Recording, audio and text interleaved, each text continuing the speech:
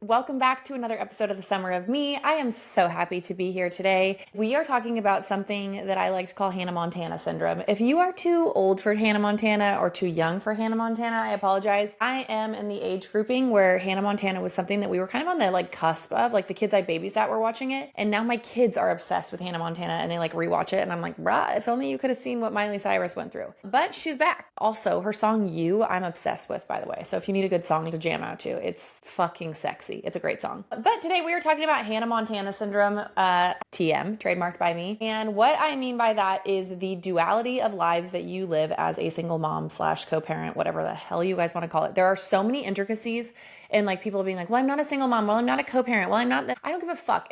What I mean is that you are divorced. Or you're a widow. You have your children with you without living with a spouse. I guess if that makes sense. For the premise of this episode, that's kind of what I'm going for. Fill in your own reasoning. People literally need people need everybody to fill in the blanks for them these days. Fill in your own damn blanks, okay? Here is my thoughts on this. I posted something about this on Instagram not that long ago because it is just something that I have lived with and that sort of haunted me. And it's one of those things that nobody really tells you before you get a divorce or whatever happens. And it's just sort of a hard thing to come to terms with. So you guys know I've shared a little bit about my dating life on and off on the internet, but there have been seasons of my life, parts of my life where I've been dating somebody or I've been, dating period, or I've been in a serious relationship. And at one point I had somebody living with us with the kids and that was a disaster. But anyways, live and learn.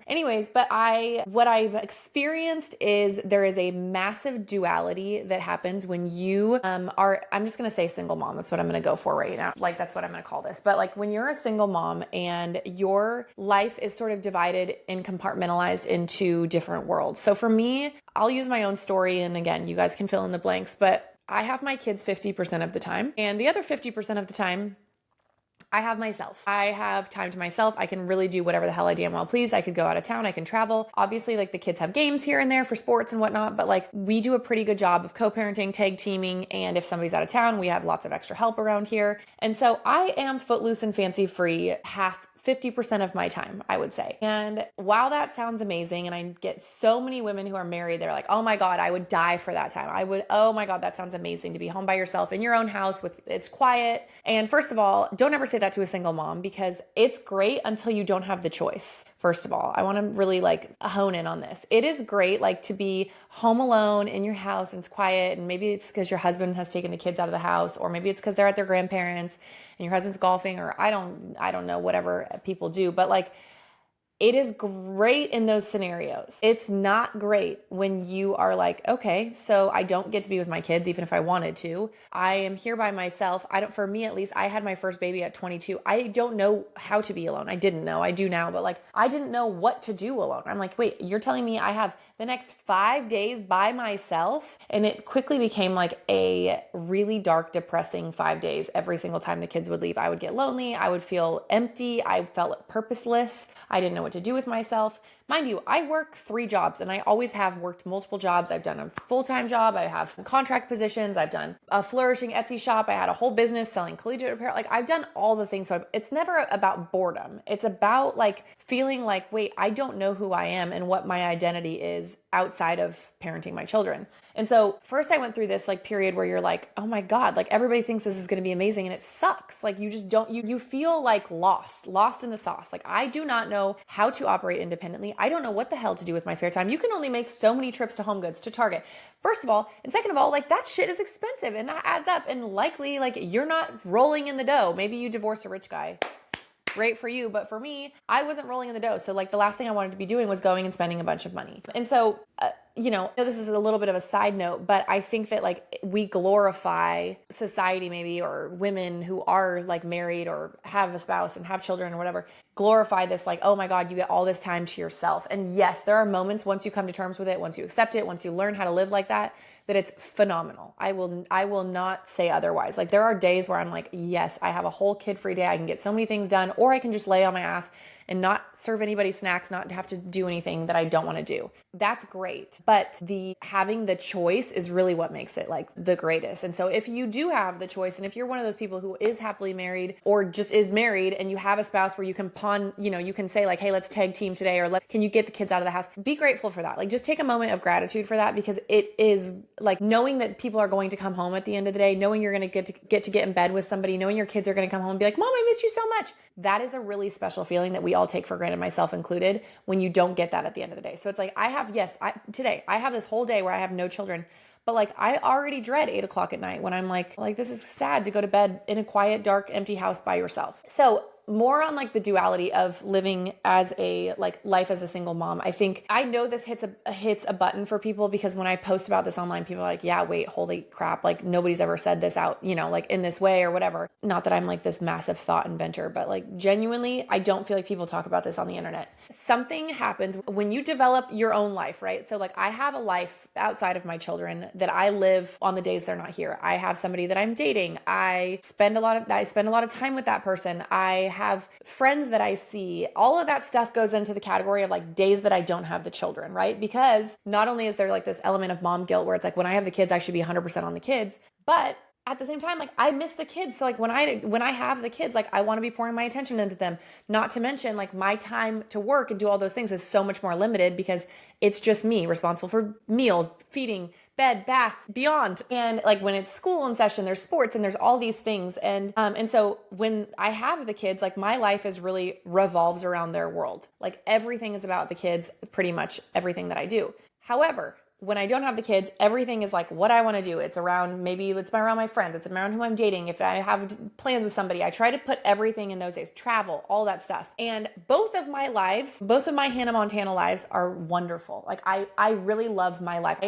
I'm so grateful at this moment in time. I love my life. Like I get to do so many things that I maybe otherwise wouldn't have gotten to do had I not gotten divorced. Maybe I would have, I don't know. But like I really have maximized both of those sides of my life. And so there's almost a grief that happens, okay? When I'm with my kids, I obviously love being with them, but I miss that other part of my life. Like I miss being able to see the person that I'm dating, or I miss being able to like, go out to dinner with my friends, or, that's a whole 50% of my life where like I don't get to engage in that part of things or those people. And then when I'm with all of those people doing all of those things and experiencing this and traveling and all that, I get sad because my kids aren't involved and I don't get to experience those things with them. And those people that I love so deeply don't get to engage with my kids. Yes, there's crossover for sure. Like my best friends obviously have spent time with the kids and know them and whatever, but like and I think that specifically like this comes up more so like when I'm dating somebody and it's like, well, man, I really love spending time with this person and it's really like fun and fulfilling and like scratches an itch, so to speak, of like having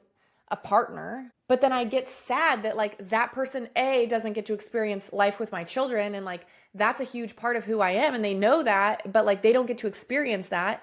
But then I also get sad that my kids don't get to experience my life with that person and like how great it is. And oh my God, you would love this guy. Like, oh, he's so fun. And like that all, and so it's like everything is great, but it's not together. And you have to compartmentalize. And it's kind of a mind fuck, honestly. And it takes me some time. So when I like go back and forth, I always tell my friends, it's like whiplash day. Like I give myself a full day to kind of reacclimate, because when you're used to doing whatever you want to do, sleep in if you want to sleep in, go to the gym at whatever time you want to go to the gym, maybe, with whoever, I'm not going to say names, but like we might take a walk at 10 o'clock at night. We might eat dinner at 8 o'clock at night. We might like, you're single, you're footloose, you're fancy free, you're kidless. Like I get to do whatever I want to do. When I'm with my girlfriends or when I'm traveling, it's like, well, sure, we can eat 4 dinners and drink 3 glasses of champagne and do whatever we want. Like all that's great, but reality hits. And I know that a lot of, parents feel this, like, even if you're not divorced, like when you come home from it's sort of like, I guess the best way that I could frame this, if you're not living this life, is like, it's like coming home from a vacation every single week. Every single week you're like, okay, now I'm coming home from this vacation and now I'm like, I got to put my motherhood hat on and I got to like parent my kids and like I have responsibility and I can't just like do whatever I want. And it almost becomes frustrating. And I know that this is like not the most, like, I'm not the proudest to admit this because sometimes this stuff feels ugly coming out of your mouth. Like I get frustrated that I have to parent my kids, but like my whole life for the last, 5 days has been like doing whatever I want. And then I get like frustrated. And then on the flip side, there's this frustration that comes where it's not even a frustration. It's almost like this it's too much power. It's too much freedom. So when the kids leave, I have a whole day usually where if I don't have plans, if I'm not planning on seeing anybody or doing anything, I get depressed. Like my life is meaningless. Why I have nothing to live for. I have no purpose. There's no rigidity in my life, or like timelines are like, I need to be here by then, or I need to put the kids to bed by 8. Like you get acclimated to that life. And then this whole like, it sounds great. I promise you, I know it sounds great. Like this whole like, oh, I can do whatever I want, until you're sitting in an empty house when all the noise just left and you're like, now what? Like this sucks. Like I want to be with my kids, And so anyways, I just want to shine a light on this because I don't think very many people talk about it. If it's something that you go through consistently, I want to give you just like solidarity that I understand that. And it's a very real thing. Like you do have to compartmentalize your life. And of course, like my deepest desire is that I get to merge those two worlds. And, in the past, like in my past relationship, I was really eager to do that, probably a little bit too eager, and forced it probably too soon, not even too soon, but just like forced it happening. And I'll be honest, there was like a month or two where I was euphoric.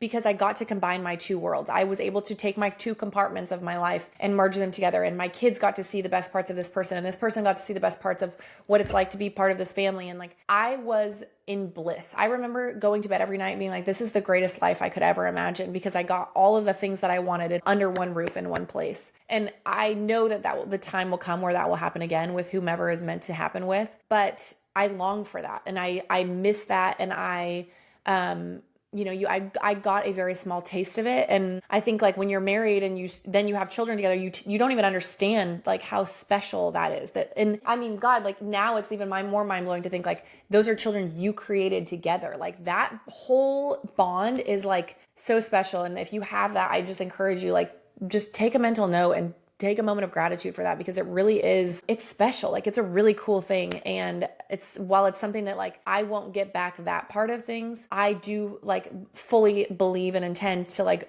bridge my life at some point with the right person and experience that again. And I'm dying for that. I long for that, because it is really just like it's a relief to not have to compartmentalize and separate out your life. But at some point, like it's necessary. Like at this point in my life, it's very necessary. I can't just like start dating a new guy and be together for 6 months and then be like move in, like, sure. Yeah, no, absolutely. Like, that's just not realistic. And I'm also like, can't expect that of somebody else. And like with my friends and, all these other things, like I have 5 kids, 13 and under. Like, I can't just be like, let's go to New York for the weekend. Like, I mean, I probably could at some point, but like, I don't make enough money to just be bopping around the world with my kids every weekend. So anyways, if this is you, I encourage you to give yourself some grace, figure out your grace period. And for me, it's a day. I give myself a day of just like a kind of like a wasted day, so to speak, where I know maybe mentally, maybe emotionally, maybe physically, like I'm just going to feel off. And then usually I kind of can find my way, but it wasn't always even that quick. Like there was times where I wasted away the whole weekend that the kids were gone, because I was like, I just don't know how to operate. And it takes practice. You have to work through it. You have to figure it out, figure out your rhythms, stay busy as you can. For me, like it took me picking up new hobbies. I was doing hot yoga. I would go to the gym. I would paint. I would meet up with friends. I learned to go to dinner in like restaurants by myself. I would find like different places I like to shop. I would take walks. I would do stuff with the dogs. Like there's so many things to do. And we're not used to, as moms, like the freedom to like have all of those things at our fingertips and at our disposal. And so it's going to take you some time if you're new at this to find your rhythms, but it does get better for sure. And yeah, like I said, just give yourself grace. It's trial and error. So thanks for listening to another episode of The Summer of Me. I'll see you next week. Thanks for listening to The Summer of Me. You can listen to episodes on Spotify, Apple, or wherever you listen to podcasts, or you can watch on YouTube. Come hang out and follow my chaos on Instagram at Kendra for now. See you next time.